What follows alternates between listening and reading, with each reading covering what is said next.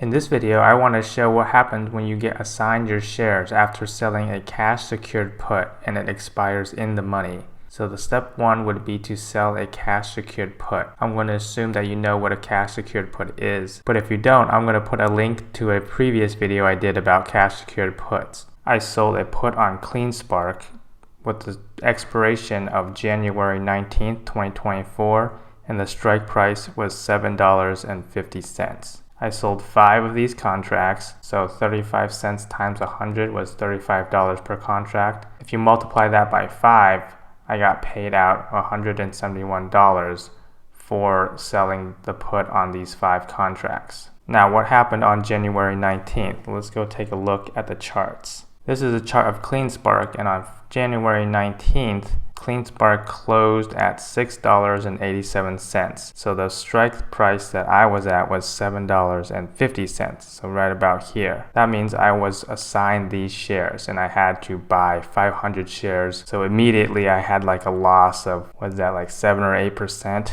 on that day because I had to buy it at $7.50 when it was only worth the $6.87. Now when you get assigned, for me it was on a Friday. So on like Saturday or something, I got an email saying I'm going to get assigned these shares.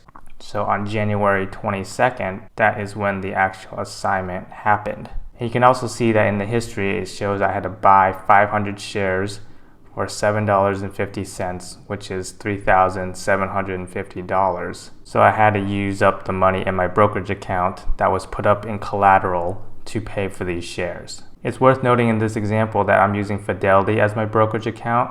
I also use Vanguard as another brokerage account, and they kind of show a similar thing in your transaction history. Now, if we take a look at CleanSpark in the brokerage account, you'll see that I have the 500 shares, but the strange thing is that the average cost basis is $7.16 instead of $7.50. So what happens is they take the $7.50 strike price and they subtract the 35 cents that you already got paid for selling your cash secured put. So it was 35 cents per share. And that's how you get the average cost basis of $7.15 or $7.16. So in theory, if the price of the stock is at $7.50, which is your strike price, you're going to still be in profit. And this was a little confusing at first because I was like, shouldn't this be $7.50? But in reality, they already do the calculations for selling that cash secured put. So basically, as of right now, I own these shares, they're in my account, and I am also currently in profit on this trade. The next thing that happened was I sold covered calls on my shares. So when I got the 500 shares, I went ahead and sold 5 covered calls on my 500 shares. And I actually did it at the $10 strike price. So as you can see, that would make me in the money, which means they were going to be called away. I think the expiration is February 16th, but I might go ahead and roll that position out because I'm pretty deep in the money right now. And I don't want my shares to be called away at $10 when they're right now worth $14 thereabouts. If you're interested in seeing what rolling a position looks like in Fidelity, let me know in the comments below. If you found this video helpful in any way, give it a like, a thumbs up, and a subscribe to the channel. Thanks.